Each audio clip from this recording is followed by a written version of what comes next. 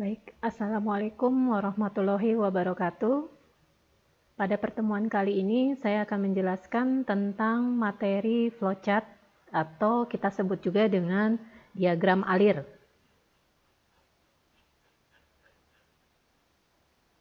Apa sih itu sebenarnya flowchart?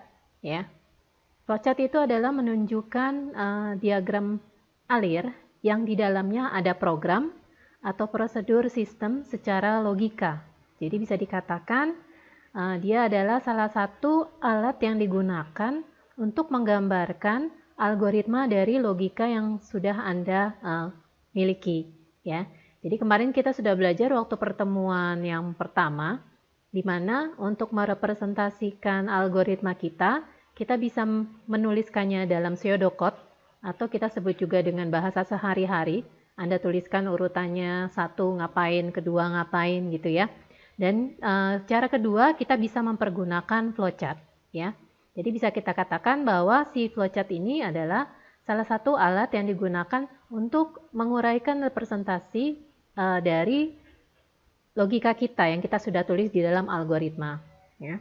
Biasanya bagan alir ini digunakan untuk alat bantu komunikasi dan dokumentasi. Jadi bisa dikatakan dalam tahapan analisa ya, kita bisa menuliskan seluruh apa yang kita pikirkan itu di dalam flowchart ya, karena algoritma kita itu kita mau tulisnya di dalam flowchart. Nah, flowchart itu nanti kita simpan ya untuk sebagai dokumentasi.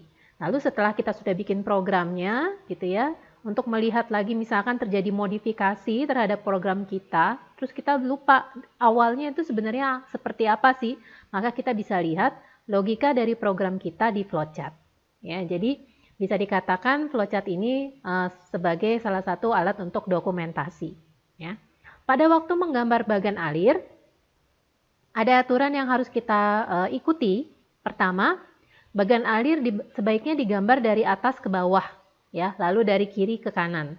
Ya, jadi lebih bagus kalau memang kita gambarkannya jangan acak-acakan ya, karena memang dia kan menggambarkan urutan. Ya, jadi kita gambarkannya dari atas ke bawah, lalu dari kiri ke kanan ya. Kegiatan pada bagan alir harus ditunjukkan dengan jelas ya. Nanti dilihat dari tanda panahnya ya, tanda panah arah panahnya. Jadi dari satu kegiatan yang lain itu harus ada tanda panahnya. Jadi kita tanda panah itu menjelaskan alurnya ya, alirnya. Lalu ditunjukkan dari mana kegiatannya dimulai dan di mana akan berakhir. Ingat, flowchart itu harus ada awal dan akhirnya, jadi harus punya akhirnya. Ya. Lalu masing-masing kegiatan dalam bagan alir sebaiknya mempergunakan kata yang mewakili suatu pekerjaan. Ya, misalkan persiapan dokumen, menghitung gaji. Jadi bisa dikatakan harus ada kata kerja transitif, kata kerja yang ada objeknya. Ya, nggak usah ditulis subjeknya, siapa yang ngelakuin tidak usah ditulis. Ya, jadi hanya dituliskan kata kerjanya saja berikut dengan objeknya. Lalu masing-masing kegiatan dalam bagan alir harus berada pada urutan yang benar karena memang dia merepresentasikan algoritma kita. Kegiatan yang terpotong itu akan disambung di tempat lain dan harus ditunjukkan dengan jelas dengan mempergunakan simbol penghubung. Ingat ya, ada simbol yang nanti digunakan untuk menghubungkan dari satu halaman ke halaman yang lain atau dia untuk menyambungkan suatu gambar flowchart tapi masih pada halaman yang sama. Nanti kita pelajari simbol-simbolnya ya. Ketujuh, gunakan simbol-simbol diagram alir yang standar. Ya, jelas ya, ini aturan main ketika nanti Anda bikin flowchart.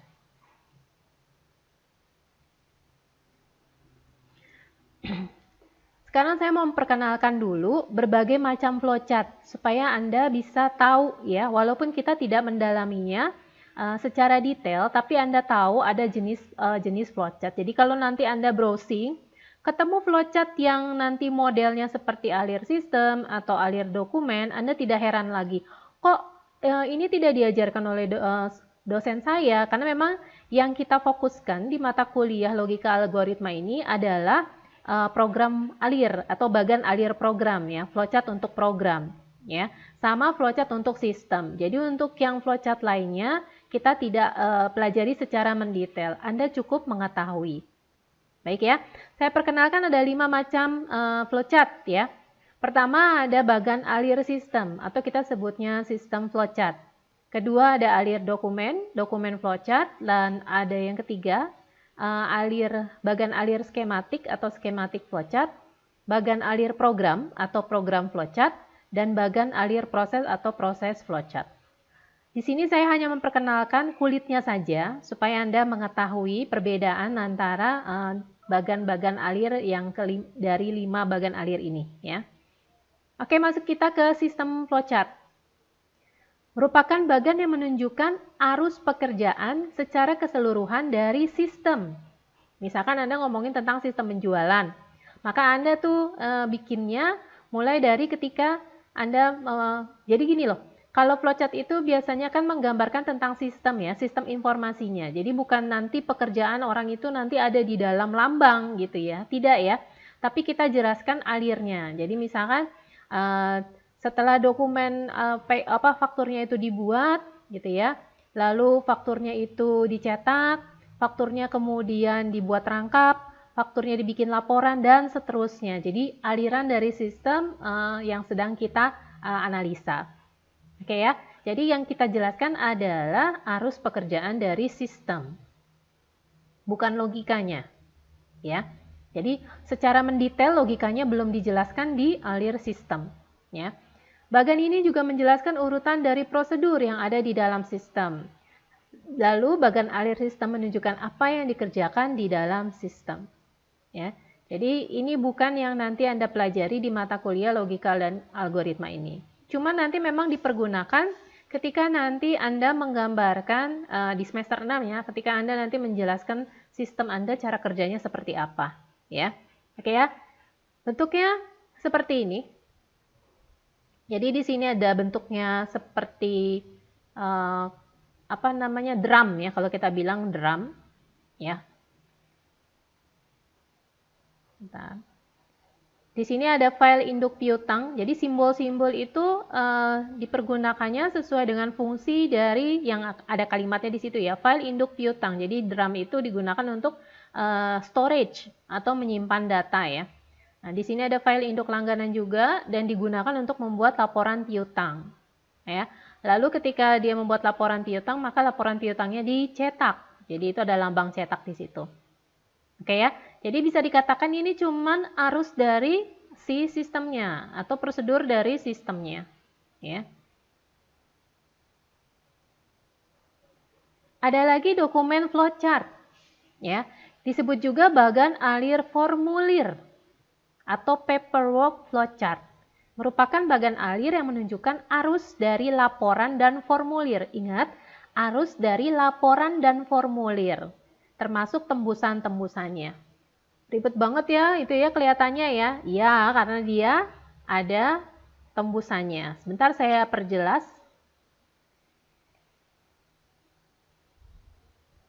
Sebentar.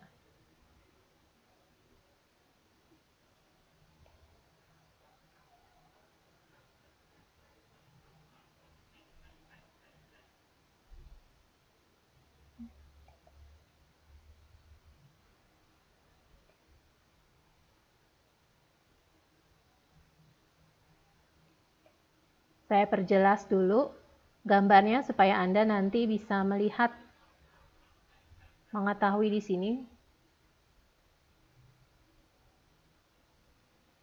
Nah, wah ini agak, jadi memang gambarnya lumayan ya, dia udah pecah-pecah seperti ini.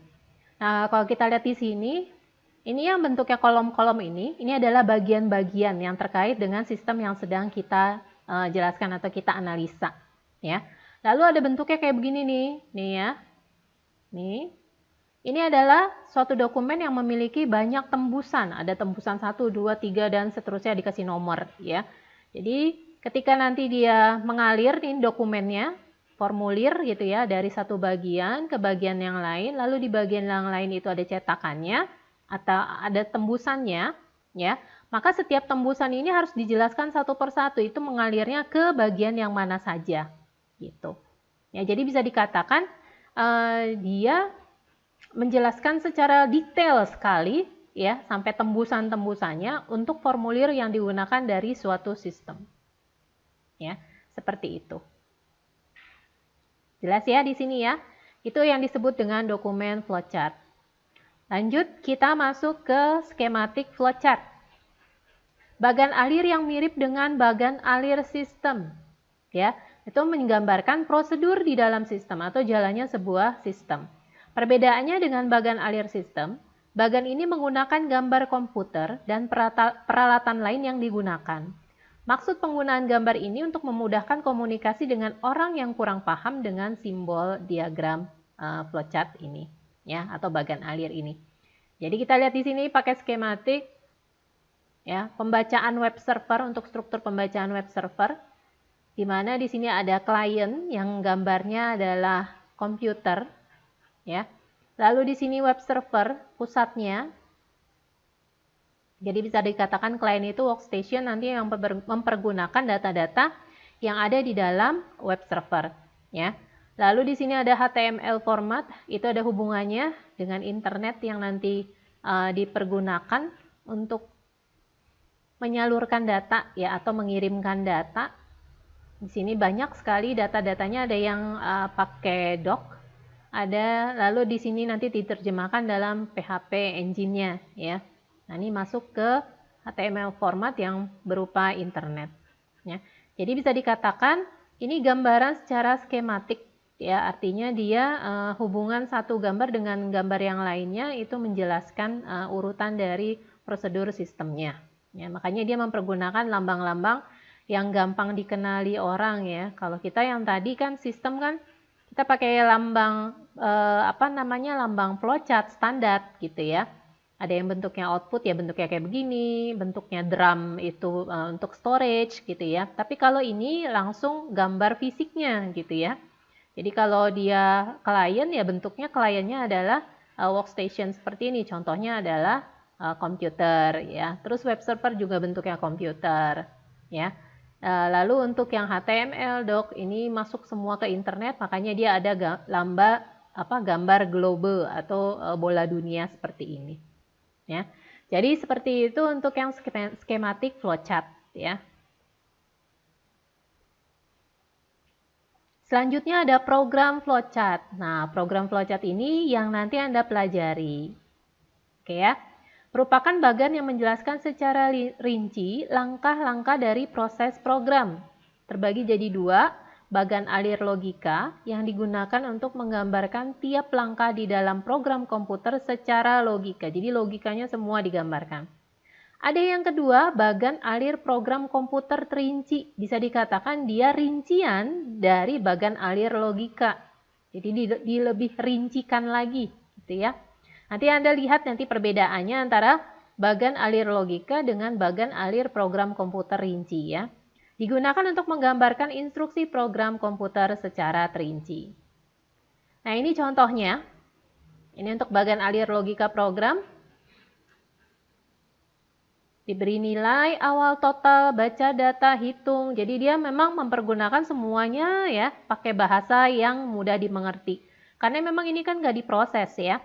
Hanya sebagai gambaran dari algoritma Anda, gitu ya, urutan dari logikanya Anda, gitu ya. Jadi memang tidak mempergunakan bahasa-bahasa pemrograman, ya. Jadi pakai bahasa yang memang mudah dimengerti. Mau pakai bahasa Inggris silakan, mau pakai bahasa Indonesia silakan, dicampur-campur silakan. Yang penting nanti menjelaskan secara logika dari program Anda, oke, ya. Di sini ada hitung, lalu nanti ada pertanyaan di sini untuk mengecek kondisinya apakah datanya sudah habis atau tidak, ya. Kalau ya, lalu melakukan proses hitung rata-rata, kalau tidak dia kembali lagi ke atas, ya.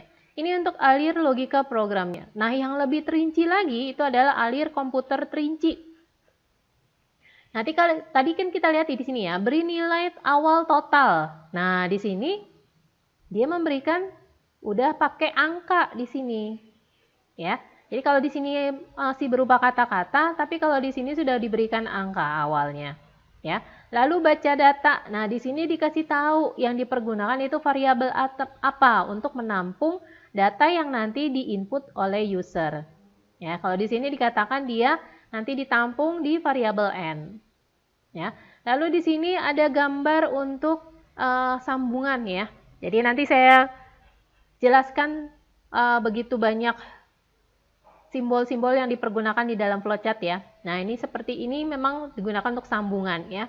Karena dia masih satu halaman dia pakai ini ya. Lalu di sini read X untuk baca total selanjutnya, untuk baca data ya selanjutnya ya. Lalu di sini untuk hitung total ya, karena di sini untuk ada proses hitung total. Nah, ada rumusnya di sini, dirinciin ya. Jadi tidak hanya kalimat saja berupa kalimat hitung total, tapi di sini juga diuraikan rumusnya seperti apa. Ya. Lalu di sini juga ada lagi perhitungannya, dan di sini ditanyakan apa datanya sudah habis atau tidak. Nah, karena datanya habis atau tidak ini ternyata mempergunakan variabel i dan variabel n-nya. Ya. Kalau tidak kemana, kalau iya kemana. Lalu di sini disuruh menghitung rata-rata, ada rumusnya juga. Ya. Lalu tampilkan hasil, di sini ada kalimat print, boleh kok pakai nanti kalimat cetak ya. Yang penting bisa dimengerti. Ya. Sudah ya, jadi Anda sudah mengerti perbedaan antara logika program dan program yang terinci. Oke. Saya lanjut ke flowchart yang proses flowchart ya. Jadi ini bisa dikatakan jenis dari flowchart yang terakhir ya. Proses flowchart merupakan bagan alir yang banyak digunakan di teknik industri. Jadi yang dijelaskan di sini prosesnya. Ya, bagaimana prosesnya bisa terjadi. Di sini mempergunakan simbol-simbol ya. Saya tidak akan menjelaskan ya simbol-simbol ini nanti gunanya buat apa, karena memang tadi saya katakan saya hanya memperkenalkan saja kulitnya dulu ya. Nanti Anda untuk mendalaminya lagi nanti di mata kuliah yang lain ya. Atau memang kalau nanti Anda pergunakan silakan dicari simbolnya satu persatu, karena memang 5 flowchart itu, 5 jenis flowchart itu ada yang mempergunakan simbol yang sama, ya. Ada yang tidak mempergunakan simbol yang memang udah ada di sistem atau di program flowchart. Ya, jadi seperti proses flowchart ini, dia mempergunakan simbol-simbol yang memang hanya digunakan di proses flowchart, tidak dipergunakan di sistem flowchart maupun di program flowchart. Ya, oke, saya perbesar supaya Anda bisa melihat.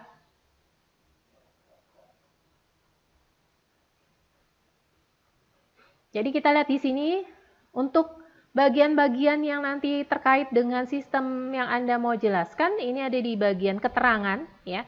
Anda ceritakan siapa saja yang melakukan kegiatan ini. Ada kegiatan operation, ada kegiatan movement, ada storage, ada inspection, ada delay, lalu ada tulisan jaraknya ya. Lalu ada tulisan untuk waktunya, tapi dalam hitungan menit atau satuan menit ya. Jadi dia bisa dikatakan dia menceritakan jalannya suatu proses ya. Berikut dengan orang-orang atau bagian-bagian yang memang terkait dengan proses tersebut. Ya. Misalkan ya itu tadi misalkan penjualan, maka nanti Anda semua terkait dengan proses untuk transaksi penjualannya itu siapa aja Anda ceritakan di sini dengan mempergunakan yang ada di sini ya. Tapi operasinya tidak dijelaskan secara detail karena memang dia hanya menjelaskan prosesnya saja ya. Kalau menjelaskan operasinya secara detail Anda bisa pakai yang tadi sistem flowchart ataupun tadi pakai program flowchart ya. Jelas ya di sini ya. Jadi inilah penggunaan dari beberapa simbol yang memang hanya ada di proses flowchart saja. Oke.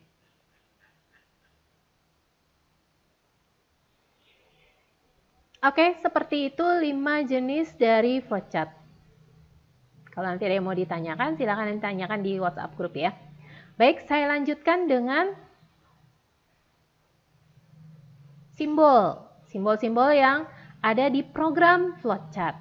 Ya, jadi ini adalah simbol-simbol yang memang dipergunakan di program flowchart maupun di nanti ya di sistem. Hampir mirip yang tadi saya katakan, hampir mirip antara sistem flowchart dengan program flowchart. Kalau di program flowchart kita tidak mempergunakan drum seperti yang tadi buat storage, ya. Kita tidak mempergunakan itu, ya. Jadi memang ada beberapa tambahan simbol untuk sistem flowchart selain yang simbol-simbol dipakai di program flowchart. Jadi ada tambahan ya untuk yang sistem flowchart, ya. Baik ya.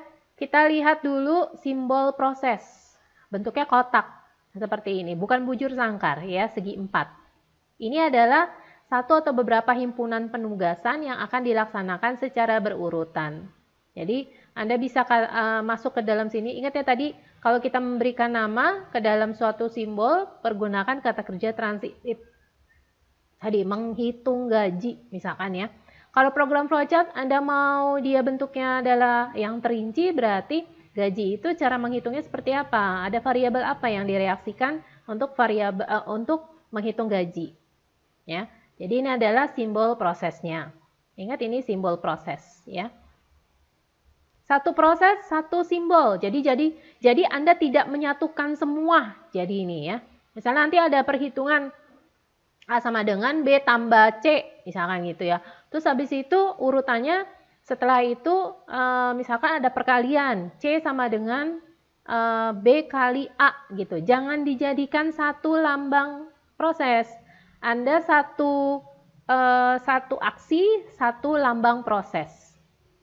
Jelas ya? Jadi jangan dijadikan satu semuanya. Bu, kalau seandainya banyak ya udah, berarti lambang prosesnya banyak gitu ya.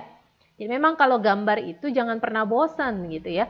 Terus jangan dibuat supaya jadi simpul terus jadiin satu gitu ya. Hati-hati karena satu proses itu menandakan ya satu aksi gitu. Ya, terus aksinya berikutnya apa? Aksi berikutnya apa? Aksi berikutnya apa? Jadi dia harus ada urutannya. Ya.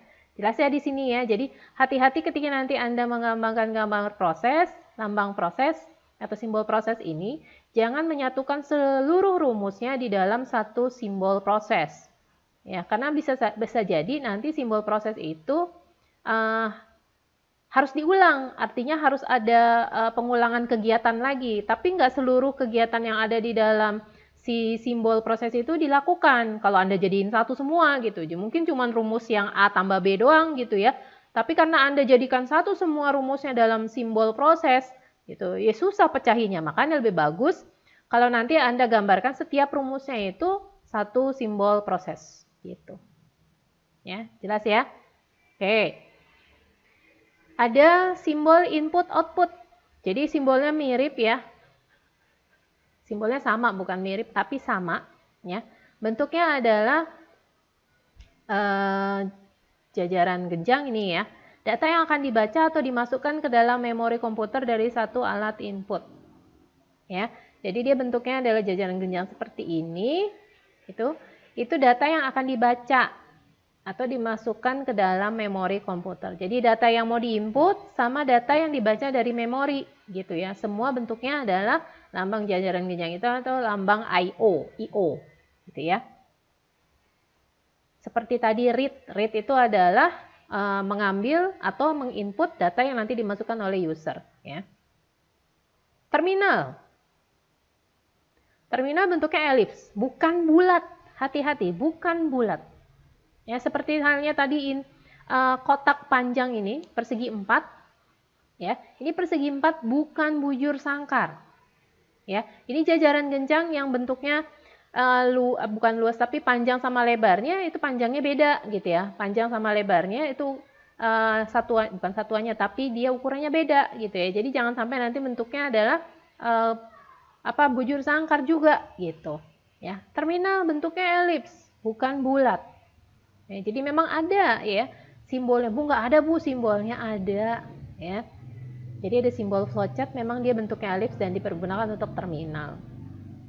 Nah, terminal ini digunakan sebagai awal dari kegiatan penggambaran kita untuk flowchart ya, dan akhir daripada penggambaran kita untuk flowchartnya.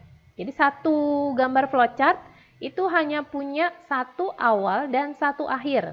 Jadi nggak boleh banyak gitu. Ya, nanti saya berikan contoh ya. Jadi nggak boleh satu gambar itu dia terdiri dari banyak awal atau banyak akhir. Ya, cuman hanya boleh satu-satu saja. Ya. Lalu decision bentuknya belah ketupat seperti ini. Berfungsi untuk memutuskan arah percabangan yang diambil sesuai dengan kondisi yang dipenuhi. Jadi nanti kondisi yang ditanyakan Anda tuliskannya di sini, di belah ketupat ini, di dalam belah ketupatnya. Ya, misalkan jika A lebih besar dari B gitu, misalkan seperti itu. Atau Pokoknya kondisi yang nanti memerlukan perbandingan, ya. Anda tuliskan di lambang decision-nya, ya. Jadi dia berfungsi untuk memutuskan percabangan, dan ini hasilnya atau outputnya adalah nilai benar dan nilai salah, gitu ya.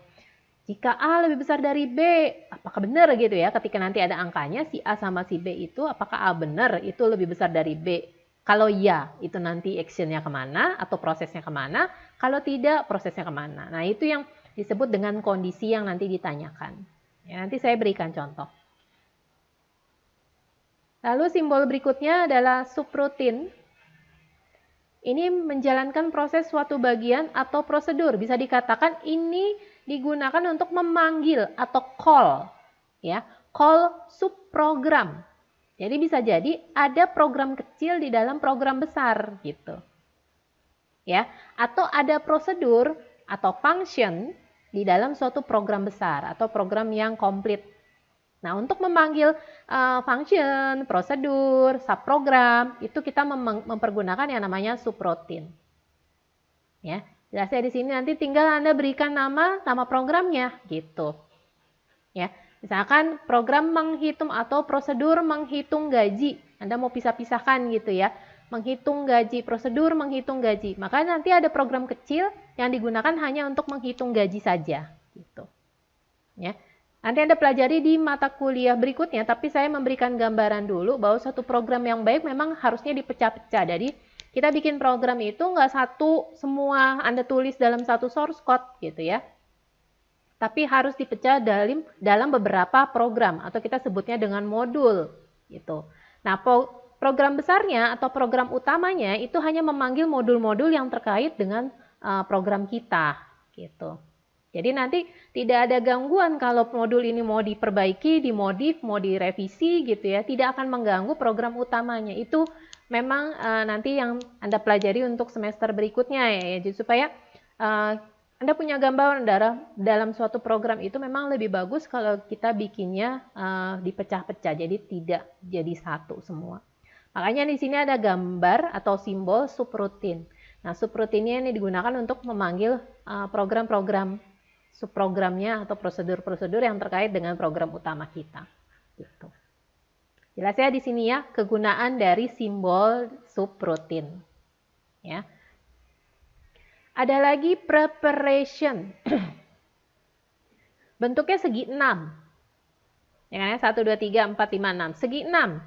Ya, digunakan memberikan harga awal dari suatu variabel. Gitu. Misalkan variabel A mau dikasih nilai awal adalah 7 gitu ya. Atau variabel awalnya dari si total gaji misalkan ya, itu adalah 5 juta gitu. Mungkin itu juga itu udah gaji pokok misalkan gitu ya. Nah, misalkan seperti itu ya. Jadi dia memberikan harga awal. Ingat harga awal. Jadi harga awalnya jangan nanti variabel itu digunakan untuk buat input. Bedain ya. Kalau dia dikasih harga awal, ya, kecuali kalau dia harga awalnya 0 ya, itu boleh variabelnya digunakan untuk input ya. Tapi kalau harga awalnya selain 0, maka jangan sampai variabel itu digunakan untuk input. Jadi kalau dia nanti untuk digunakan untuk input, maka harga awalnya langsung berubah sesuai dengan inputan si user gitu. Ya, jadi perhatikan penjelasan saya, walaupun saya tidak nulis sampai sebanyak apapun ya. Kalau kita di offline mungkin saya bisa nulis-nulis tuh ya. Kalau di sini bisa acak-acakan semua. Ya kalau di offline itu saya bisa biasanya nulis di papan gitu ya, supaya Anda bisa mengetahui kalau dia mempergunakannya adalah di dalam algoritma Anda itu ada langkah untuk menginput ya. Yaitu dia jangan sampai variabel itu udah ada harga awalnya selain 0 gitu. Ya, kalau 0 boleh si variabel itu digunakan sebagai inputan. Tapi kalau dia bukan 0, jangan gunakan variabel itu sebagai inputan. Karena kalau sudah masuk inputan, maka harga awalnya langsung hilang. Ya, ketimpa. Ya. Oke ya. Sama seperti tadi.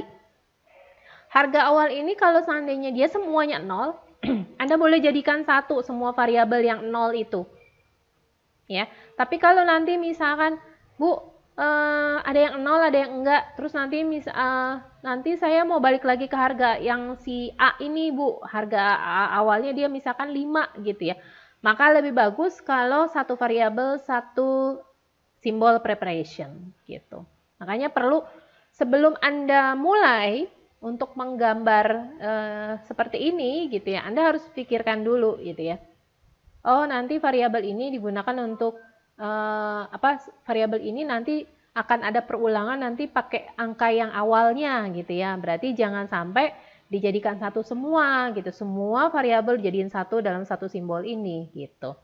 Ya, tapi kalau memang harga awalnya cuma dikasih sekali dan tidak akan pernah diulang lagi, silakan Anda gunakan seluruh variabel itu digunakan dalam satu simbol gitu. Ya. Jelas ya di sini ya. Baik. Saya lanjutkan untuk lambang konektor. Digunakan menghubungkan diagram alir yang terputus dan masih berada pada halaman yang sama seperti tadi gitu ya. Kita kan gambarnya aturan mainnya dari atas ke bawah ya. Kertas kita nggak cukup, misalkan saking banyaknya algoritma yang kita miliki, penggambaran logiknya juga banyak, maka nggak cukup nih satu kertas gitu ya. Tapi karena Anda gambarnya dari kiri ke kanan, ya di sebelah kanannya masih kosong banyak, misalkan kayak gitu ya. Maka Anda boleh sambung ke kanan. Tapi kalau sambung ke kanan, tidak boleh langsung tarik garis, langsung ke gambar yang ada di sebelah kanan. Tidak, tapi harus pakai simbol. Namanya simbol konektor. Simbol konektornya bentuknya bulat seperti ini. Ingat, bulat bukan elips. Ya. Jadi jangan sampai ketukar-tukar. Anda pakai elips ya pakai elips, jangan pakai bulat. Anda pakai bulat ya jangan pakai elips gitu. Ya. Nah, ini konektor untuk satu halaman. Jangan lupa dikasih nama konektornya. Nama apa aja terserah. Mau angka, mau huruf, mau pakai string boleh. Ya. Nanti saya berikan contoh di sini ya untuk konektornya ya. Kebetulan saya hanya mempergunakan konektor aja nih ya. Untuk yang konektor yang halaman yang sama ya. Untuk konektor yang halaman tidak sama, prinsipnya hampir sama gitu ya. Artinya Anda nyambungnya ke cuman beda halaman doang gitu ya. Dan beda simbol, tapi maksudnya sama ya. Oke ya, dia bentuknya bulat dan harus ada namanya. Ya. Harus dikasih di situ harus kasih tanda ya. On-page connector. Nah, on-page connector menghubungkan diagram aliran terputus tapi sambungannya berada pada halaman lain. Nah, bentuknya seperti ini. Oke ya. Jadi kalau dia halamannya berbeda, ya, Anda pakai penghubungnya adalah seperti ini. Sama seperti tadi konektor harus diberikan nama. Nah, di halaman berikutnya namanya itu harus sama seperti halaman yang di sebelumnya gitu. Jadi kalau dia konektornya, on-page konektornya Anda kasih nama A, maka di halaman berikutnya harus ada on-page konektor yang namanya A gitu. Jadi dia buat ngasih tahu ini sambungannya di sini loh gitu. Jelas ya? Oke. Flow line itu adalah garis arusnya ya, menunjukkan aliran dari instruksi yang dijalankan. Garis padat dan ada tanda panah terbukanya. Ya, jadi dia menunjukkan alirannya. Jadi jangan sampai Anda tidak punya tanda panah. Anda gambar garis aja tapi tanpa tanda panah. Enggak ya. Jadi memang kan karena dia menggambarkan urutan. Jadi lebih bagus kalau Anda juga mempergunakan tanda panahnya. Oke ya. Nah, sebelum nanti saya berikan contoh untuk simbol-simbol yang tadi sudah kita bicarakan, kita masuk dulu ke struktur flowchart-nya ya. Jadi struktur flowchart atau bentuk flowchart-nya itu ada 3 macam. Ada yang bentuknya sederhana atau sequence ya. Digunakan untuk program yang instruksinya sekuensial atau berurutan ya. Tanpa adanya percabangan ataupun perulangan. Jadi nggak ada cabang. Percabangan itu kayak gimana sih? Ya itu nanti ya. Setelah ini Anda bisa tahu yang namanya cabang seperti apa, yang namanya perulangan seperti apa. Jadi dia lurus aja gitu ya. Tanpa ada kondisi yang mesti ditanyakan. Apakah A lebih besar dari B gitu. Itu kalau A lebih besar dari B, pokoknya ada kondisi yang ditanyakan. Anda pakai decision box, decision gambar yang tadi ya, belah ketupat, maka itu yang disebut dengan ada percabangan atau perulangan. Ya, tapi di sini nggak ada sama sekali, jadi dia bentuknya lurus. seperti ini. Gitu. Ya. Ini dilihat, ada lambang terminal, simbol terminal. Yang tadi seperti sambil saya jelaskan ya simbol-simbol yang dipergunakan. Ada lambang terminal digunakan untuk awalnya tadi kan ya. Jadi satu flowchart itu harus ada awal dan ada akhir. Nah, di sini saya ganti dulu konektornya.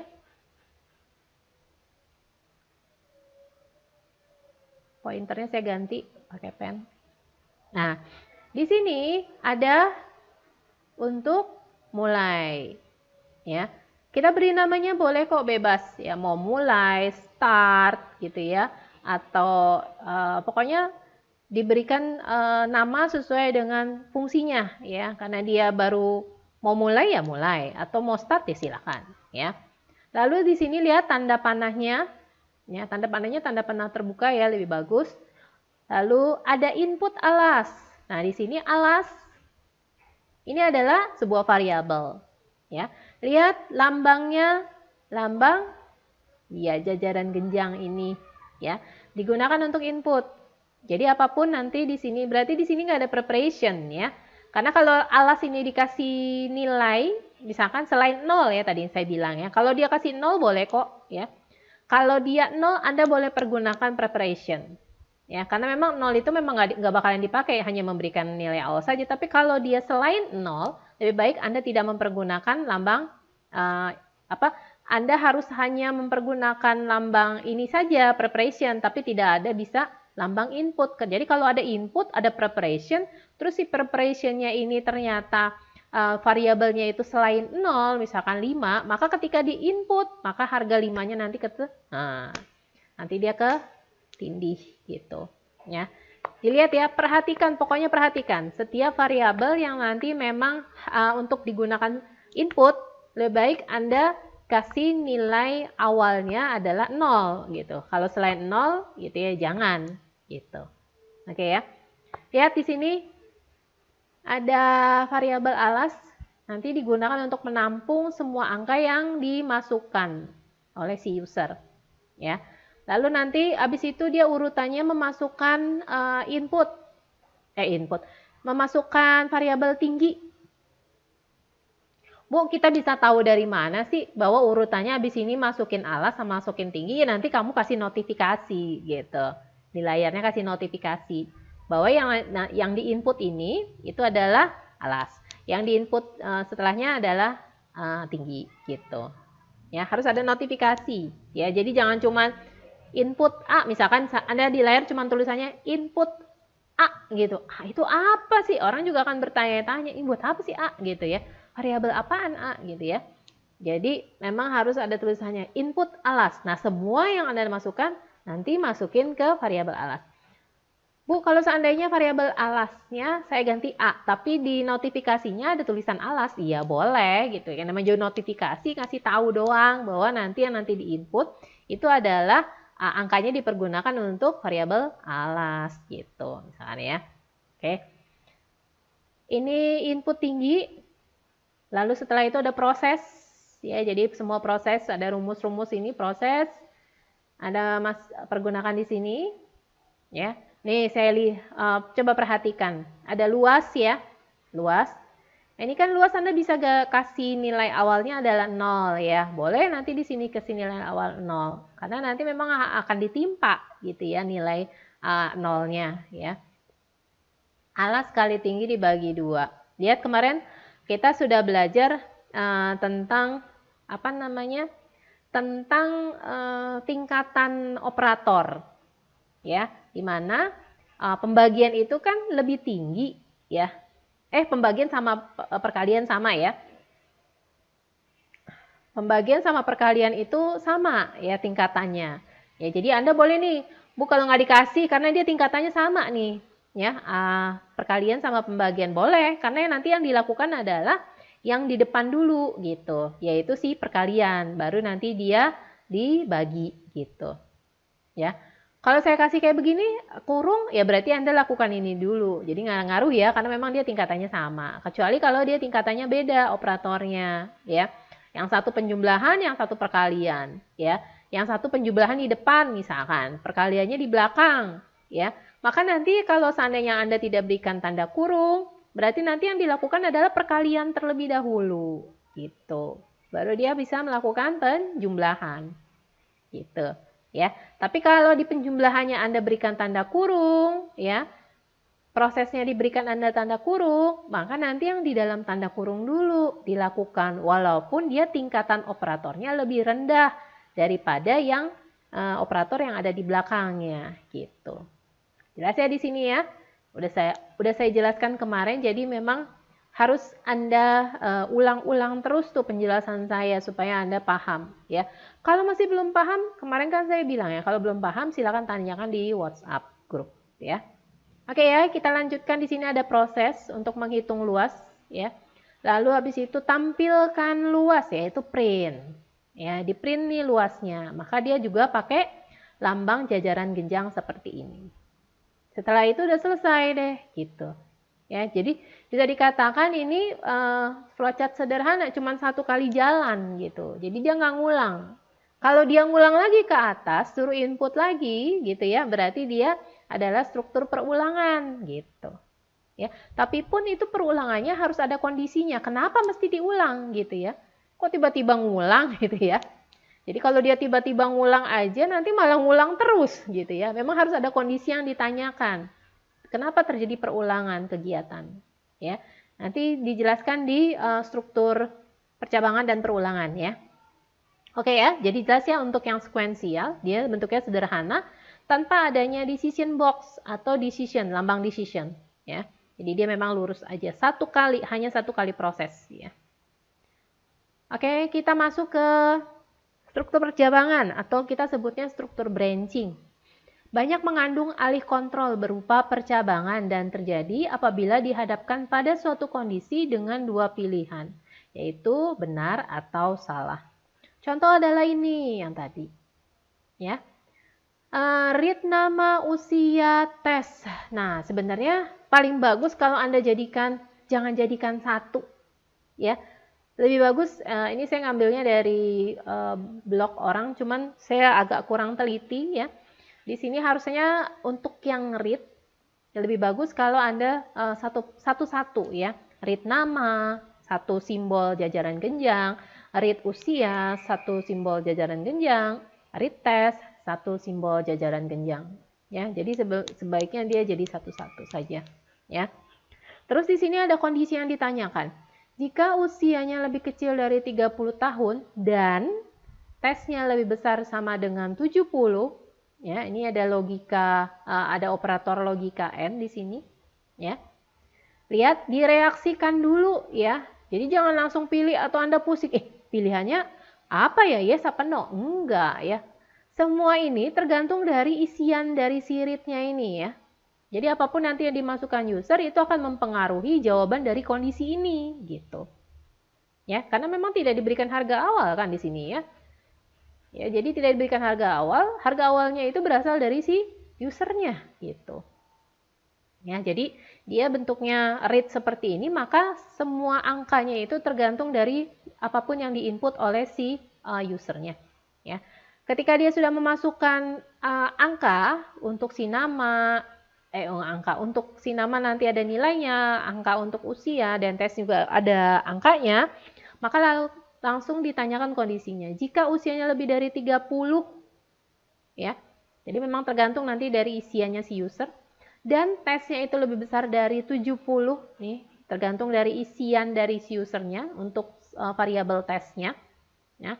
Maka kalau dia betul semua, artinya memang usianya lebih kecil dari 30, terus dia tesnya juga lebih besar atau sama dengan 70, artinya benar, true, yang ini true atas, yang ini true, yang ini true. Makanya true dan true, maka dia nanti akan dialihkan ke sini. Gitu. Tapi kalau salah satunya salah, ya misalkan yang ini true, yang ini false, gitu ya. Maka jawabannya apa kalau true and false? Ya, jawabannya adalah false. Maka nanti dialihkan ke tindakan yang sini. Anda boleh tulisan yes, no ya, boleh. Atau Anda tulisannya ya, tidak, boleh. Atau YN, boleh. Ya. Pokoknya itu tergantung Anda harus bisa menerangkan. Ya. Anda mau tulis YN, boleh. Anda menulis YT, boleh gitu ya. Asal nanti Anda bisa ada keterangan di bawahnya. Y itu untuk yes, T itu untuk tidak. Gitu. Ya atau tidak ya gitu ya. Nah, kalau dia ya, maka nanti akan keterangan diterima. Nah, ini juga saya agak. Oh ini memberikan variabel keterangan ya dengan nilai diterima gitu. Oke, ini kalau dia no, maka variabel keterangannya dikasih nilai tidak diterima. Harus pakai tanda kutip ya, karena dia bentuknya adalah string. Jelas ya? Lambangnya adalah proses, karena dia memberikan bukan nilai awal gitu ya. Karena ini adalah proses ya. Kalau nilai awal kan harus sudah di atas ya. Nah, ini memberikan memberikan nilai ya, hasil reaksi ya dari suatu kondisi. Maka dia diberikan lambang proses di sini. Ya. Ingat di sini berarti nanti si variabel keterangan itu ada yang bisa isinya diterima atau tidak terima, tergantung yang tadi ya. Kalau dia true dan false, jawabannya false, berarti nanti si variabel keterangan isinya tidak diterima. Sedangkan kalau dia true sama true, berarti jawabannya adalah yes. Maka variabel keterangan diisi dengan diterima. Ingat ya. Nah, lalu dia melakukan kegiatan selanjutnya, dilihat nih gambarnya. Menembaknya, ya. Nembaknya di garis, jangan digambar. Jadi jangan begini ya. Nah, ini salah. Gitu. Ya, jadi jangan nembaknya di gambar janjaran genjangnya, tapi di garis. Nih, di garis ini. Oke ya. Nembak di garis, maka nanti cetak. Right, cetak nama yang tadi sudah dimasukin, usia ya, lalu tesnya, lalu keterangan. Harusnya ket aja nih, karena tadi variabelnya pakai ket ya, bukan keterangan. Rasanya dihapus aja ini, salah ini ya. Nih, gitu. Jadi dia nyetak isi yang ada di variabel ket gitu. Setelah itu and. Lihat di sini, ini yang disebut dengan percabangan. Ya, karena ada kondisi yang memerlukan pengujian atau dites gitu ya. Maka nanti jawabannya ada dua. Apakah dia dalam keadaan benarkah atau dia dalam keadaan salah. Ya, jadi ada tindakan yang berbeda untuk benar dan salahnya. Ya, makanya disebut dengan percabangan. Oke ya. Jelas di sini? Baik ya. Saya lanjutkan. Masuk selanjutnya struktur perulangan atau struktur looping. Diagram alir yang mengalihkan alur diagram alir kembali ke atas. Sehingga beberapa alur perulangan itu kembali beberapa kali. Jadi dia ngelakuin kegiatan yang sudah pernah dilakukan sebelumnya. Saya berikan contoh seperti ini gitu ya. Nah ini salah nih ya, harusnya dia bisa nembaknya di sini. Yang paling rapi kalau gambarnya dia nembaknya di sini, jangan digambar ya, tuh ya, gitu. Nah, ini juga ini yang disebut dengan perulangan. Jadi dia mengulang kegiatan yang sudah pernah dilakukan, ya. Ada percabangannya, oh, iya pasti ya, ada percabangannya, ya, karena dia menanyakan kondisinya di sini, kondisinya yes atau betul. Percabangan itu, pengulangan itu dilakukan karena ada kondisi yang dihasilkan dari suatu percabangan, gitu. Ya nggak mungkin dia tiba-tiba ngulang, gitu ya. Kalau dia tiba-tiba ngulang, yang tadi seperti saya katakan, tiba-tiba dia ngulang, maka nanti akan terus ngulang. Ya, karena tidak ada kondisi yang dipenuhi, jadi dia ngulang aja terus. Tapi kalau ada kondisi yang dipenuhi atau tidak, maka pengulangannya itu bisa berhenti, gitu. Maka dia perlu ini. Percabangan gitu ya, supaya kondisinya perulangannya nanti berhenti. Jelas ya di sini ya, nggak mungkin dia tiba-tiba langsung ngulang terus. Kalau ngulang terus ya ngulang bakalan hang itu ya, programnya itu kan terus ngulang, nyetak melulu misalkan gitu, atau input melulu. Nggak ada kondisi yang ditanyakan di mana kapan nih harus berhenti ulang gitu. Ya. Jadi di sini harus ada percabangan yang untuk menghentikan perulangan. Jadi memang lebih komplit ya untuk yang looping. Oke ya, kita lihat di sini ada read X, read Y. Oke, memang tadi seperti saya katakan, jadikan satu-satu saja ya. Lebih bagus kalau untuk satu kegiatan itu satu simbol ya. Karena bisa jadi nanti banyak banget perintah yang sama. Terus nanti kalau nanti terjadi perulangan, yang mau diulang yang mana? Apa semuanya? Enggak kan? Mungkin ada beberapa doang yang harus diulang misalkan ya. Misalkan saya ada seperti ini misalkan terjadi gitu ya. Bisa aja terjadi. Saya seperti ini. Gitu ya. Nah, kalau seperti ini, apakah semua X dan Y-nya itu harus diinput? Ya enggak ya, bisa jadi cuman Y-nya doang atau X-nya doang gitu ya. Jadi memang lebih bagus kalau Anda jadikan satu simbol, satu perintah saja gitu. Ya. Begitu juga yang ini nih, H. Ini kan ada angka 1, ada angka 0 ya. Ya. Yakinkan dulu apakah angka 1 dan 0 itu akan terus dipergunakan atau nanti ada yang berubah atau diulang gitu ya. Kalau memang ada perulangan, lebih bagus satu perintah ini satu lambang atau satu simbol. Oke ya. Oke, saya teruskan ya. Ini ada read X sama read Y, di mana dia harus nginput. Itu yang input adalah si usernya. Ya. Lalu H sama H-nya 1 dikasih harga awal. Nah, ini juga harusnya pakai preparation. Gitu ya, ini harga awal. Karena dikasih, nah, pakai lambang proses boleh nggak? Ada yang mau memperbolehkan, ya. Tapi kalau saya lebih bagus pakai preparation. Karena buat apa ada lambang preparation? Tapi Anda pakai lambang proses gitu ya. Kan preparation itu memberikan harga awal. Ya. Walaupun ada juga yang tidak menyalahkan kalau pakai lambang proses. Ya, pakai lambang kotak segi 4 ini. Tapi nanti nggak ada gunanya dong lambang preparation itu diciptakan gitu ya. Jadi lebih bagus kalau memang dia memberikan harga awal, pakailah lambang preparation. Lambang yang memang digunakan untuk memberikan harga awal gitu ya. Oke ya, di sini hanya 1, L-nya 0 ya, dikasih harga awal. Lalu H-nya sama dengan H dikali X, L sama. Nah, ini juga lebih bagus kalau satu-satu. Ya, karena bisa jadi ada kegiatan memang nggak semuanya diulang gitu ya. Takutnya seperti itu. Jadi memang satu proses itu hanya satu rumus saja gitu. Ini lambang proses ya. Jadi ada rumusnya di sini, maka dia pakai lambang proses segi 4. Lalu nanti ditanyakan jika L lebih kecil dari Y. Oh, jangan lupa ini ada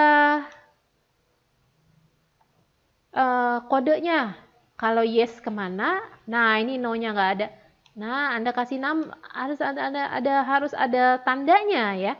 Bahwa yes-nya kemana, no-nya kemana gitu. Ya.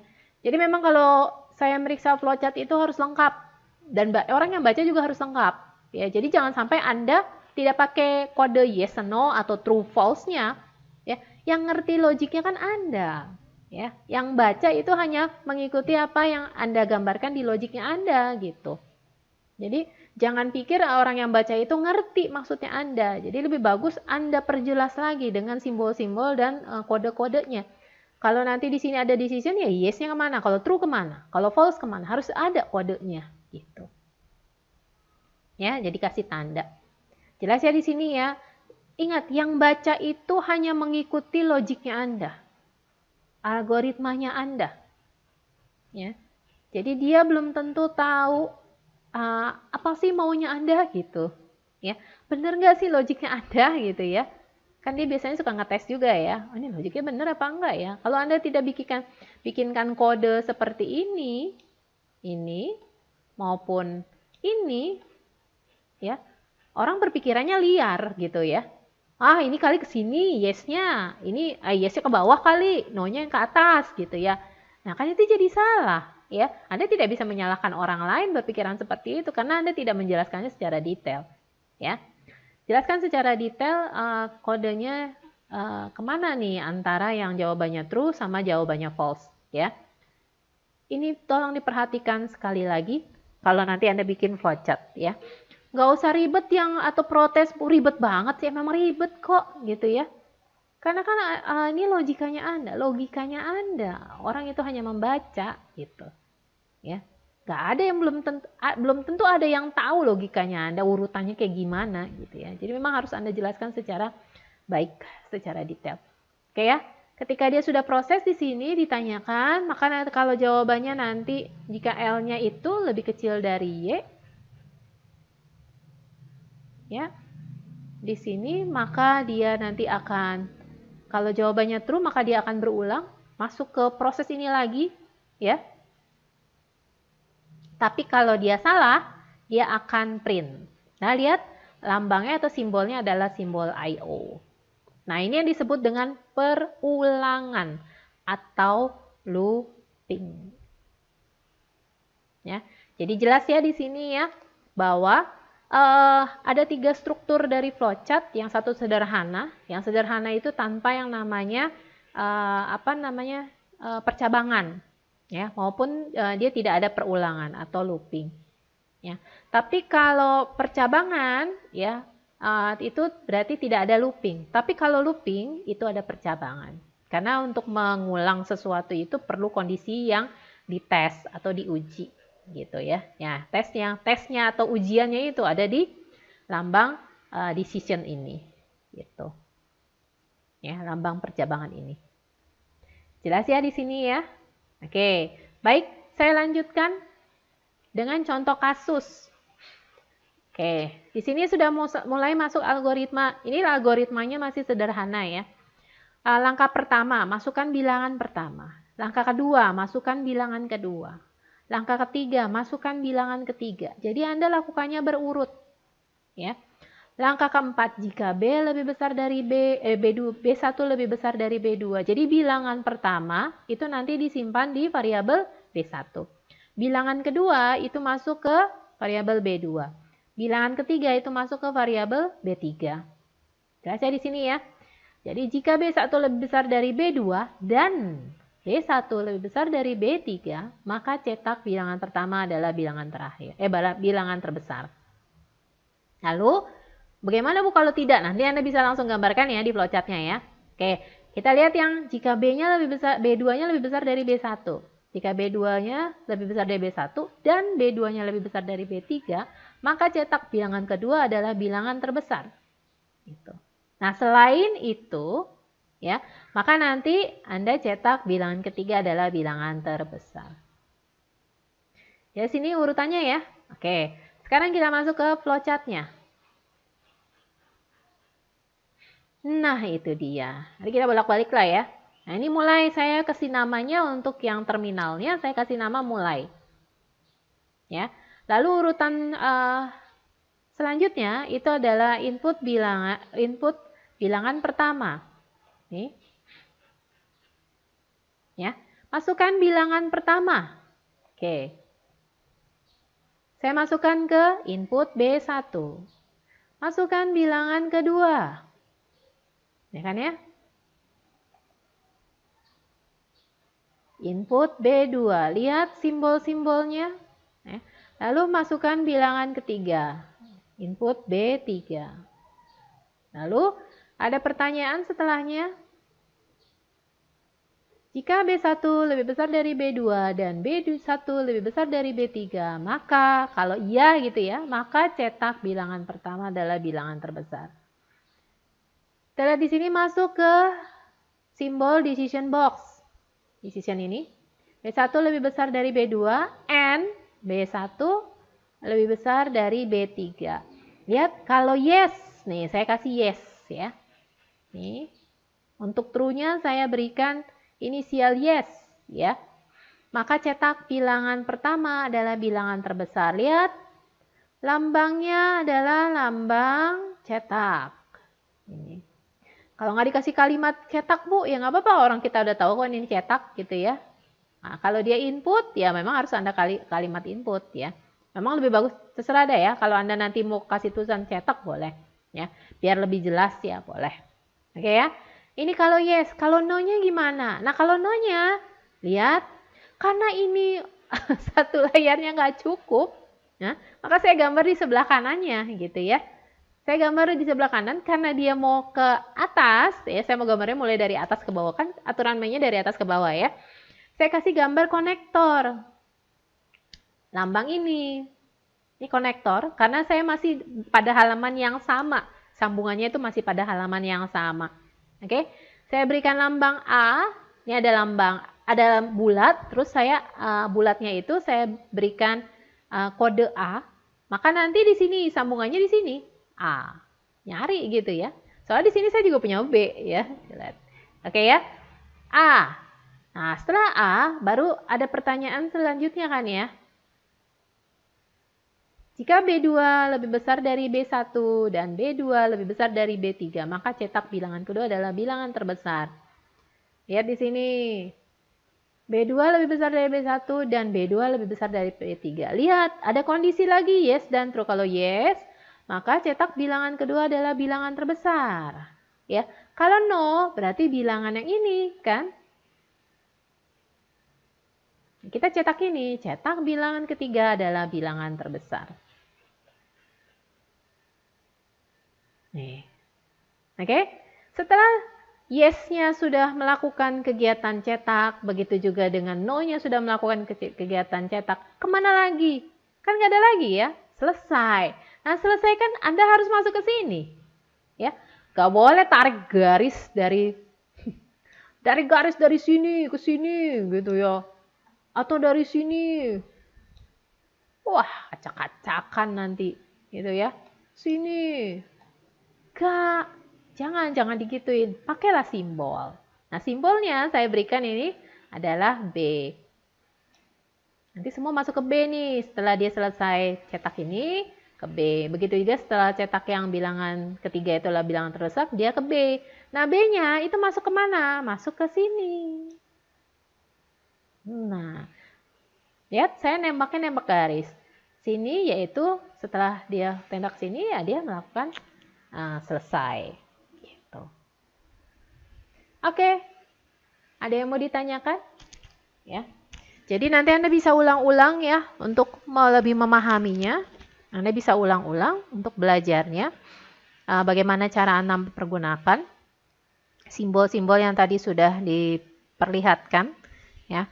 Memang lebih umum kita mempergunakan lambang I/O, kebanyakan ya, proses, lalu decision box, ya. Dan yang terutama adalah lambang terminal, karena untuk satu flowchart itu pasti harus mempergunakan dua lambang terminal yang digunakan untuk mulai dan selesai, atau start dan end. Gitu. Oke, ada yang mau ditanyakan sampai sini? Kalau ada yang mau ditanyakan, seperti biasa, jangan lupa nanti Anda diskusi ke WhatsApp-nya, atau kita nanti di Google Classroom. Ya. Terima kasih untuk perhatiannya. Semoga Anda paham apa yang sudah saya jelaskan dan Anda bisa menggambarkan flowchart Anda dari berbagai macam kasus yang mungkin nanti ada di mata kuliah yang lain ya. Jadi ini membantu Anda untuk memahami bagaimana cara mempergunakan simbol-simbol yang ada di dalam flowchart. Terima kasih. Assalamualaikum warahmatullahi wabarakatuh.